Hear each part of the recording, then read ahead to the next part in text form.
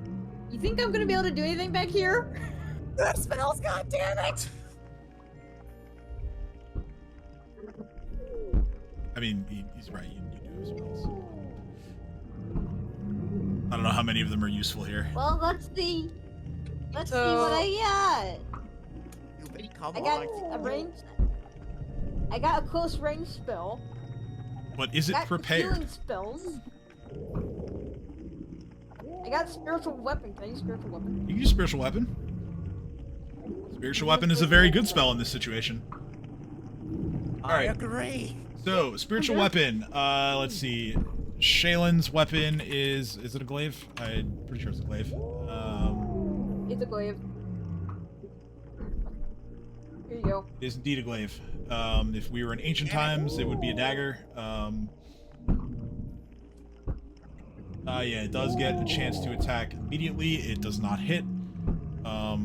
I am going to place an icon down for it, and you can tell me if you want it in a different location. Let's use this, because put it right there. Sound good? Yeah. Actually, no, it's a reach weapon, so it'd have to be back there, or here. Or here. Any of those. Yeah, that's fine. There's Right good? there. Okay. Right there in the corner is fine. Cool. Alright, so that move, spell, unless you have something else you want to do, I want to try and swim some more. Alright, make some check. See if you can go any further. Let's see. Nope. I mean, see if it... Yeah. Alright, Not happening. Reef's turn.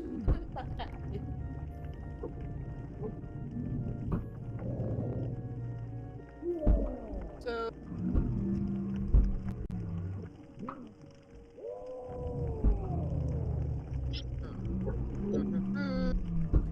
I asked the question. Oh. Hear your question. About that. Let's consult the internet and find out. It's like, I feel like being the pirate kind of thing I was in the battles I've done before, I would understand if this happened or not. So like, If I think what you're think that you're doing, please do it. I regret nothing.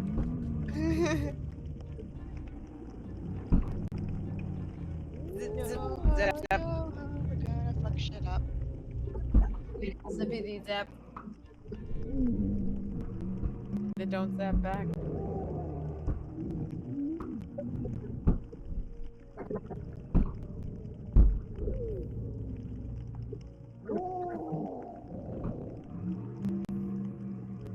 Does anyone else? All right, so actually, here's this. This is not the ruling that I expected, but here we go. The ruling on electricity spells underwater. While normal electricity, such as that from a natural thunderstorm, tends to disperse in all directions underwater, magical electricity spells hold their integrity enough to have normal effects underwater, with one exception: visible and audible lightning bolts, which does not apply to Shocking Grasp, but I just find this interesting anyway.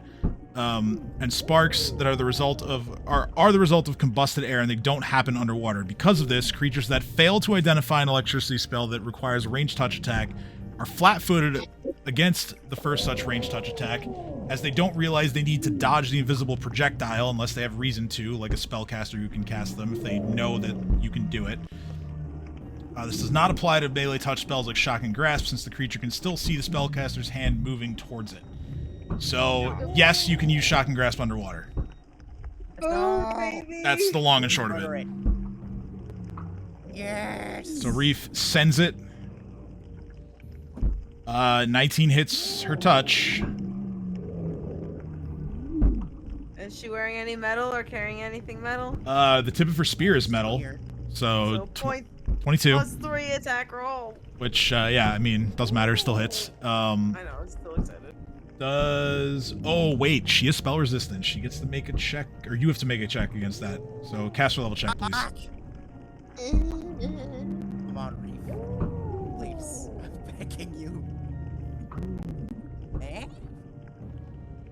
17, success. Let's go. The spell That's hits as Reef reaches past Theo's shoulders, grabbing the sea hag with both hands and releasing a shocking grasp spell, frying the hag, and she is no more. I'm like shaking her, going, "Were you the voice in my head?" And she's fried. Yeah, Reef looking like the Raiden fatality, where like just like picking the guy up and like shaking while shocking him. Exactly. Thank you. Let's go, Reef with the assist. The shark that is frightened hears the absolutely cacophonous sound of this electrical burst in the water, and it is still fleeing, except now it is fleeing away from you. It is now just going to swim into the open water.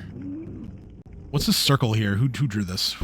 Me? Oh, okay. What's it for? I just noticed it now. The random light rock that she chucked earlier. Excellent. To distract the Okay. thing looking at us. Perfect. Yeah, like I said, the shark is just gonna go fuck off to open waters. See it through the light in the distance, just be like, nope, fuck this shit, I'm out. Yeah, it has no desire to fight without its master. And that is the end of combat. Let's go. We survived. I'm not dead. That's what matters. So, from He's gonna abandon her corpse, just for the record. From your current position, the door up top is open. The door down here is closed.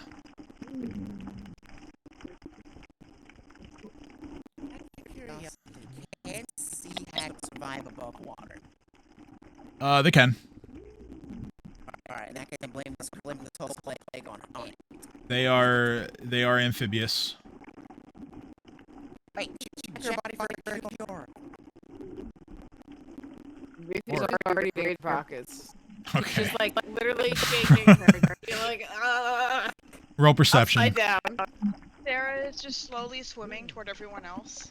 Yeah. I'm pulling Okay. the rope to pull everyone with one hand and shaking her body with the other. All right. Roll perception, like Reef. inching Ooh, very nice. at a time. So, Reef, you recover her spear and you recover a wand.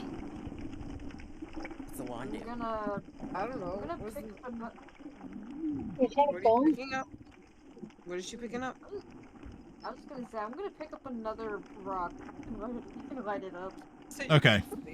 And I'm pulling Vandilla and Nadia with the rope towards us, being like, "Come on!" All right. Yeah. I'll move them momentarily. I'm just resetting the light aura. No, I know. I'm just role playing it. So I look over at everyone and shake the spear and the wand and just kind of shrug at what the fuck the wand does. What's the wand do, Nadia? I'm just gonna vigorously shake my head. Well, you can, Uncle. All right. Make a spellcraft check. Can I do a spellcraft check? Sure. I'm detecting if they're magical, and I'm detecting if they have any auras. Both items are magical. The wand is a wand of cure moderate wounds. With So Sarah kind of sign language is that she points to the wand of cure moderate wounds and tries to make a gesture of like injured and healing. and the weapon is a +1 short spear. Or you can point at me. I'm gonna recommend that I take it solely because we shouldn't have Nadia have all the healing items since she can already heal anyway.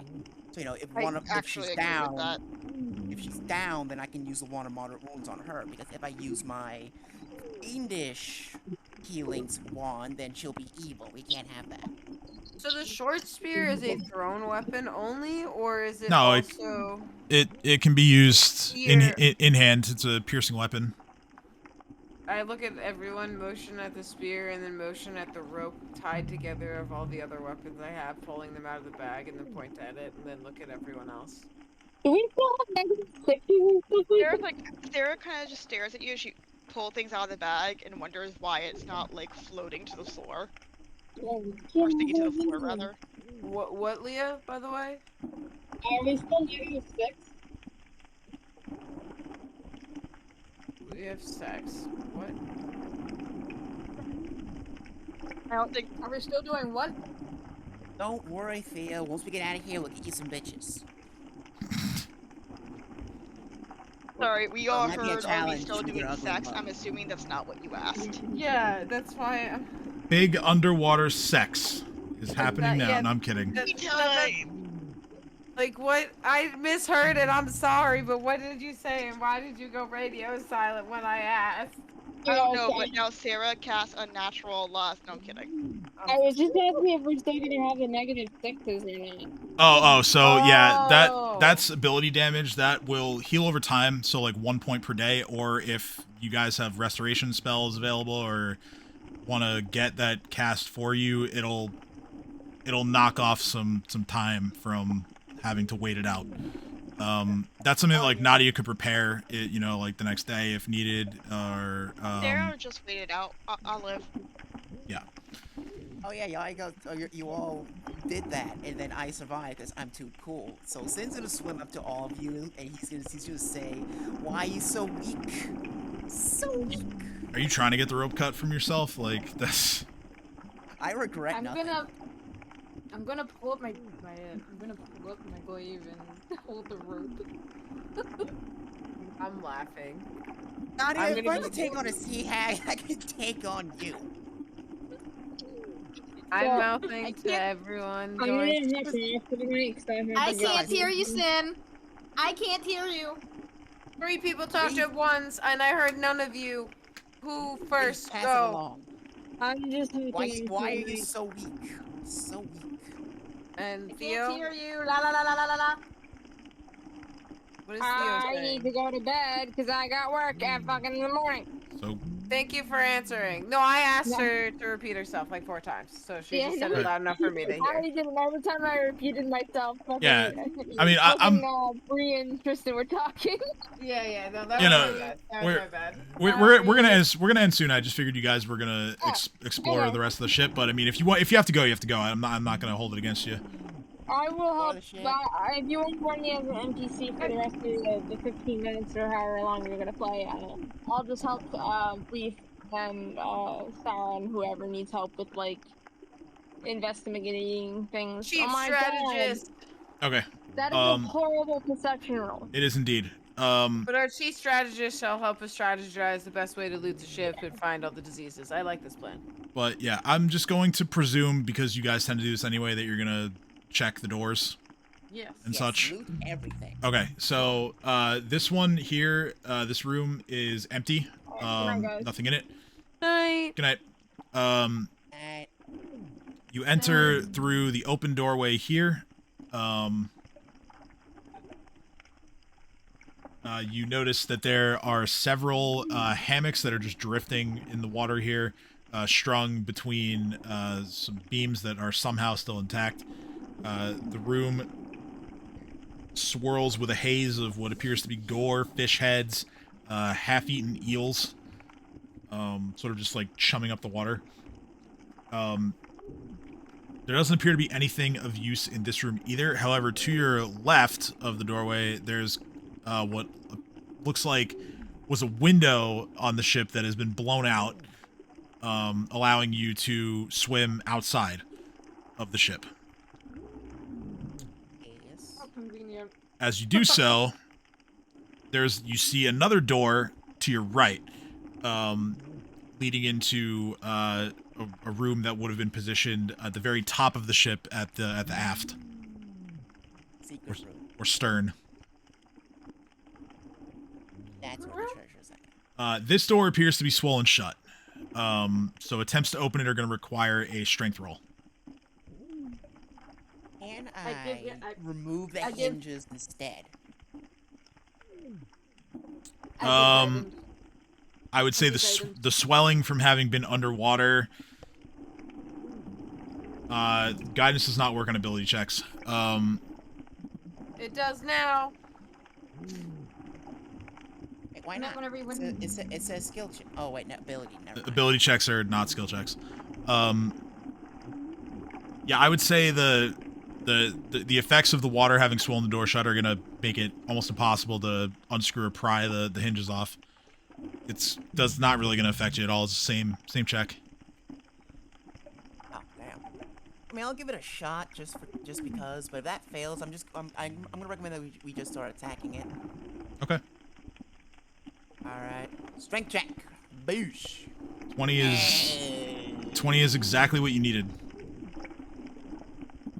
There's Sparta. Oh, I guess I didn't put a barrier here, a light barrier here. All right, so you go inside, all of you. This room appears to be the captain's quarters. Let me lower this sound a little bit. So I just see a black square. Be fine. Here, let me. Maybe you're saying you were like stuck in the wall or something, but No, I think it's just the dynamic lighting. yeah, it could be. Okay, so this daylight mode's on. Anyway, so along with a few other bits of ruined furnishings, the tattered sheets of a canopied bed twist like ghosts above the snapped wooden bed frame. Knotted amid the linens, a drowned man idly floats in the room's murky waters. A closed footlocker sits on its side at the far end of the room. So, the corpse here is the only evidence that you found of any sort of crew that were on this ship. This is a man who looks like in life was probably a pretty sickly person. Although it's a bit hard to tell considering that his corpse has been mangled by quite a bit. I mean, he's been underwater for a while now, so it's not too surprising. Yes. His body has been partially eaten, probably by various fish and crabs and other creatures that are down here. Particularly his face. His tongue is gone, for example. His nose has kind of been like eaten away as well. He wears what looks like simple black robes.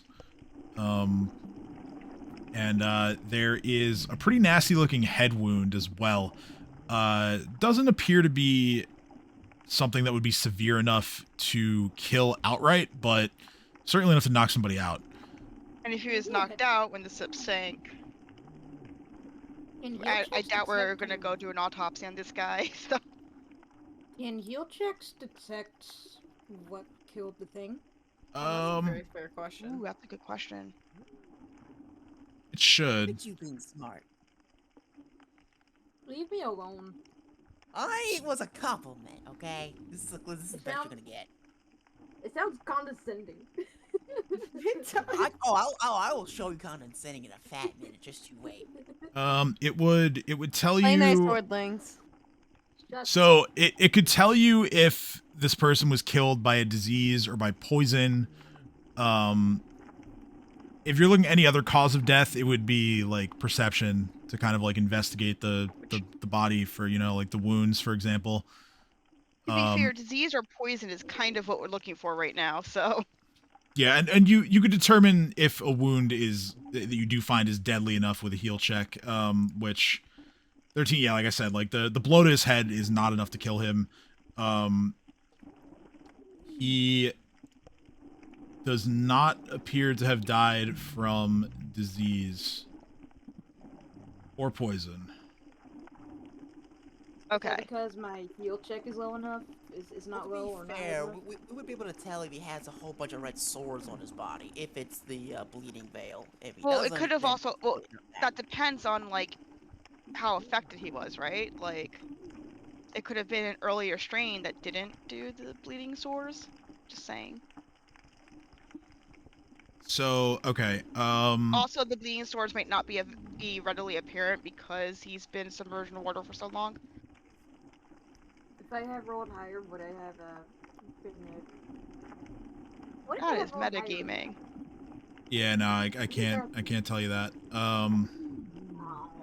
Well, after Tim's explanation, how about we just all roll heal and hope for the best? Well, I mean, that's also kind of metagaming, but Yeah, Sarah is kind of I mean, to be satisfied with fair, it does the not person appear that said- he died of disease, and I'm like, great. regardless, you can roll heal if you like. It's fine.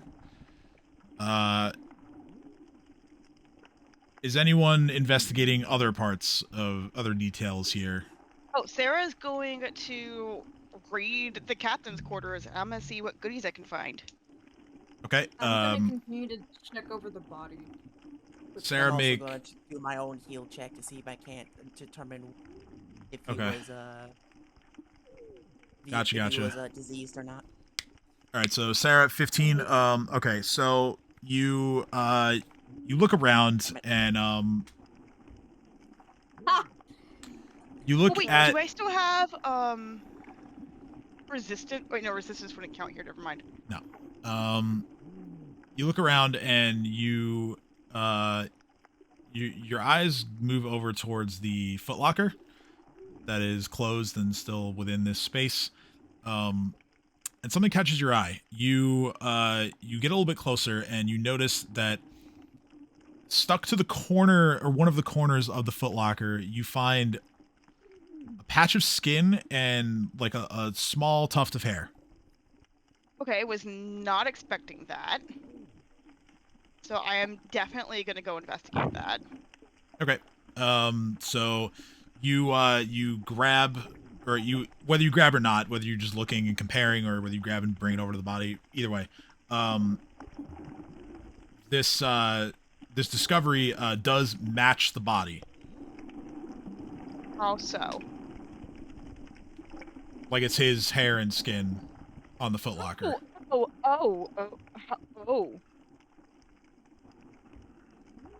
And it Sarah kinda appears to be consistent with the wound on his head. Sarah starts flailing and like pointing to the footlocker. Well, I'm gonna immediately investigate. Okay, Reef, you can roll perception on the footlocker as well. I would also like to help. Okay, your heal check didn't reveal any other information. Okay, Reef with a 24, you spot that there is a seal on the footlocker and it remains intact. I'm gonna open it.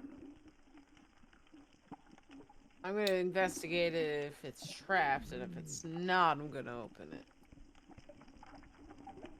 Alright.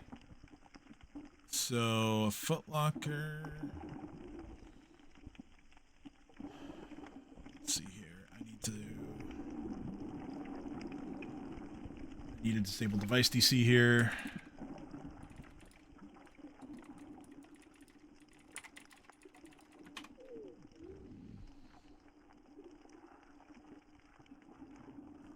Let's see.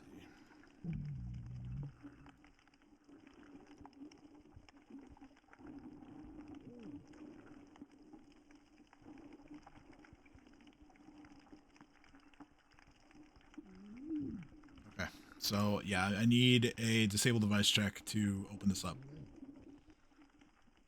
Oh, from your perception check, you don't. Perception check, you don't notice any traps. Okay.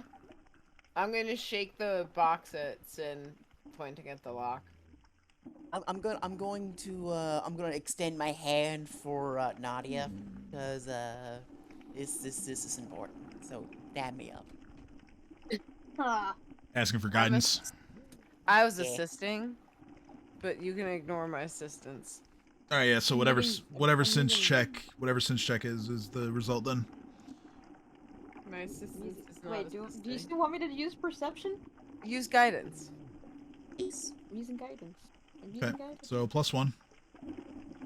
+1 to Sin's roll. All right, let's go! Yay! 22. The seal doesn't budge. Fuck. Okay, try again. Oh wait. Well, you have tools, right? What was I using guidance for? Oh yeah, I have masterwork tools. Okay. So does 23 do anything? 23 becomes 24. Now still isn't open. Yeah, fair enough. All right. What are we trying to do? Re-guidance me. He's trying to open the footlocker. I guidance you. All right, let's go, motherfucker. 21. No. Sarah is gonna motion to suggest that we just like bring the footlocker up with us. God damn it! I got this. Vondilla looks at Sarah and says, "That's a good idea." As I got it. as Sin Reef and Sin are just like fucking feverishly fighting a box. as Sin pops it open. I would rather just round than give up. Just let it Oh, go. I knew that, which is why Reef was immediately starting to assist, just failing normally. What's in the box? So you find together. you find a leather pouch. You find a cloak. You find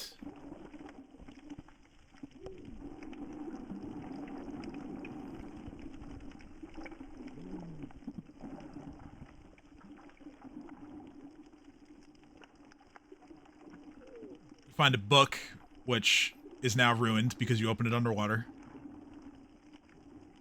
Damn it, Sin. I mean, not necessarily. I mean, if the book was already underwater, it was. I mean, it was a tightly sealed footlocker. There was no water inside until it was opened. Oh, I got you. Okay.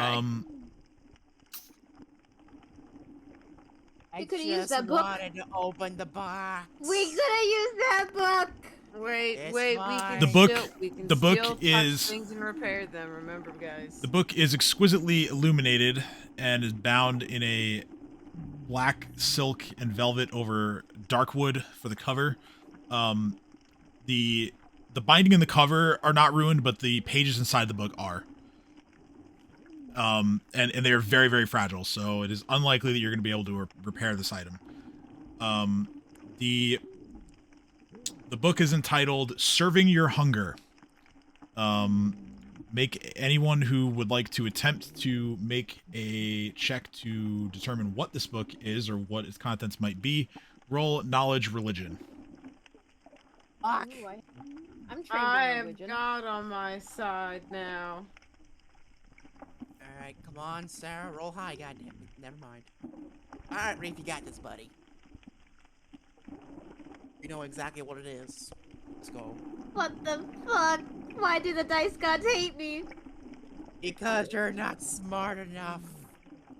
Fuck They hate you. me too. It's okay. I would say that Reef's check is a success.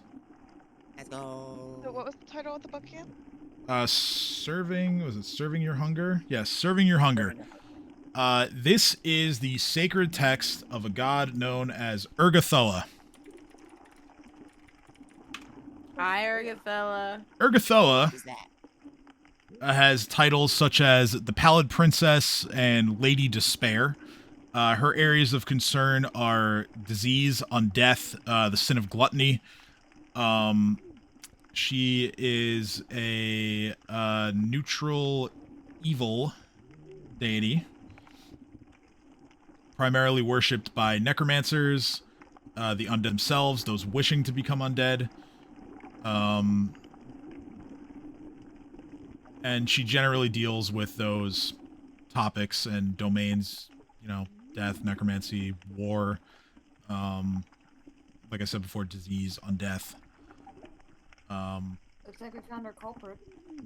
Her main symbol is typically a fly that is decorated with a skull on it, on its kind of upper shit. back. I'm searing Yaren's brand all over this goddamn ship. Sarah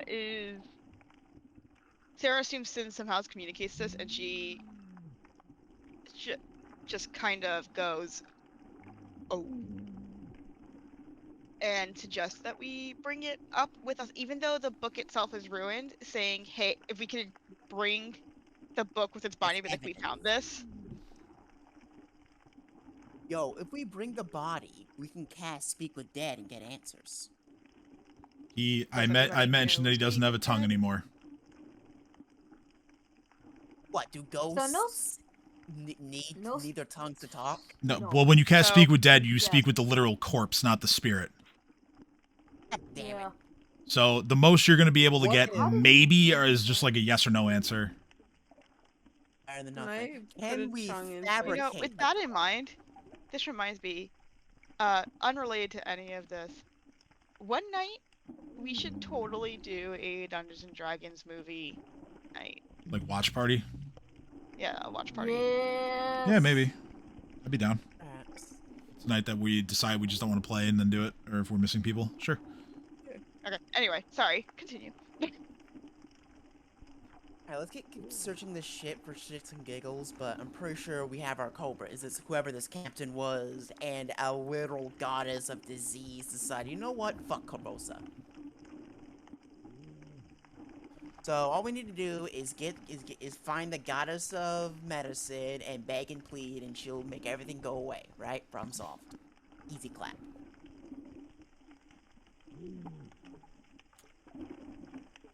Bondilla I'm not says. hearing anyone saying. Oh goddamn it. Bondilla just says, "Well, that's one way of looking at it. I don't know how easy that'll be, but it's an idea." Sarah shrugs because she has no better idea. Oh, the pouch. What's in the pouch? No, wait, never mind. I'm leaving. Never The mind. pouch is never mind. already The open. It pouch- doesn't matter. So Sarah opens the pouch. God It damn already has water in it. It doesn't matter. What? Never mind. The pouch contains money. How much money? 50 platinum and 40 gold. I want 1 platinum. Deal. How many of us are there right now? 6? 6. So we'll really only want. Nadia is getting 1 platinum piece, so it's 49 divided by 5. Do this. Let's do 50 divided by 5, and I'll give Nadia one of my platinum pieces. That makes math a bit easier. Yeah, that's why I was like, let's just do this. Reef, I imagine you were 10 also platinum pieces each. investigating for any shinies and such. Yes. Detect magic would still be active. Go ahead and roll a spellcraft check. Yes, let's go. You get a hit How on the many cloak. platinum pieces are there? Oh, too bad. Don't worry Wait, about wait, it. How many platinum? Okay, yeah, pieces no, are there? the dice god said no, you really did get a 5. Dice don't lie. Alright, everyone gets 6 gold pieces, except for one person gets 1 extra gold piece, I think. Not I think me. Sarah I should. like that. Actually, let's give the extra gold pizza to Nadia. How many platinum pieces were there originally? 50. Don't worry about it. 50? Yeah. 50 platinum, 40 gold is the original number. I did the math. Reef, this is a cloak of resistance +2. This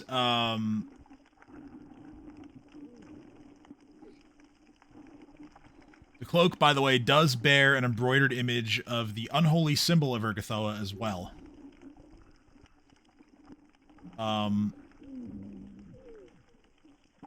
You begin thinking if in case maybe this is not something you or anyone else would want to wear with the regalia that it holds, your thoughts go to, can this be removed without harming the item? And my brain goes, can I wear it inside out? I suppose you could. Alright, Reef, question. Answer. I have something called Equipment Trick Cloak. So I kinda need this cloak in order for this specialized ability of mine to work. May I have it? Reef just hands it to you. Yay! The Hoard presents.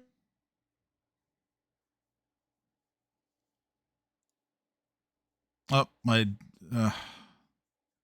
And, sorry, the other my... items I got. And, Sorry, my Discord died again, but it's okay.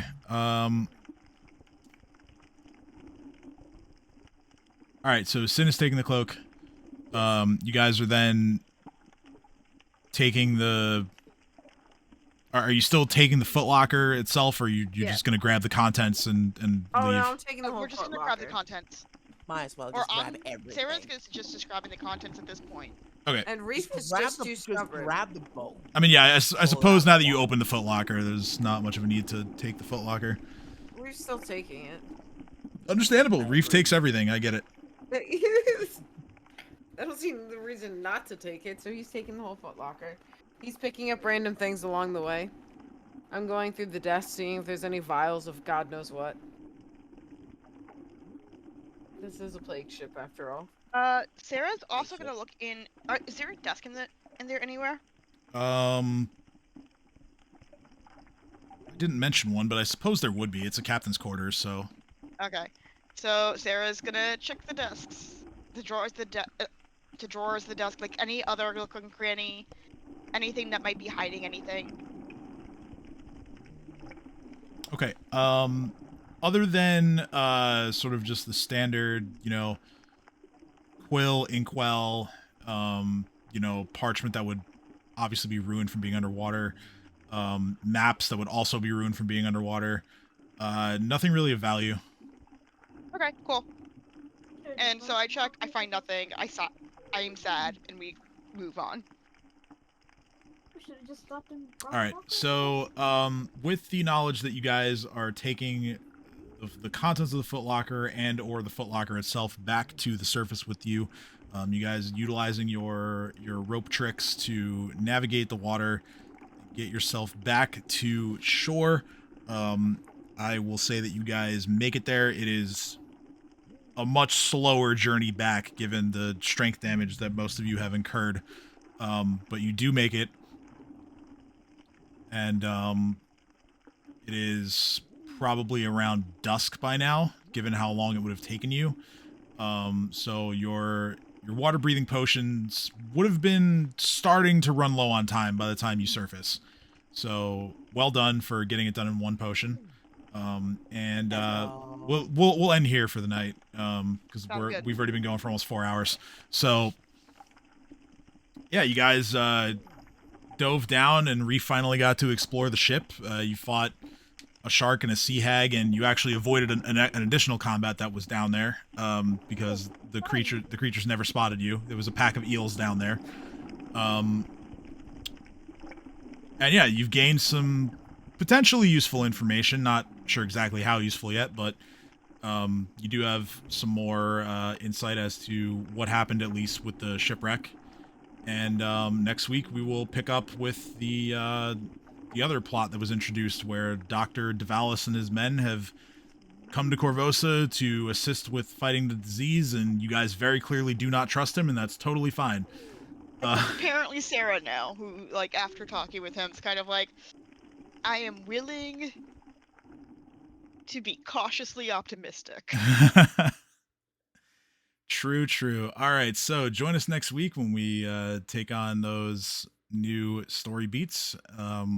Hope everybody has a good week. Try to stay cool in this summer heat we got going on right now, and we'll see you next Sunday.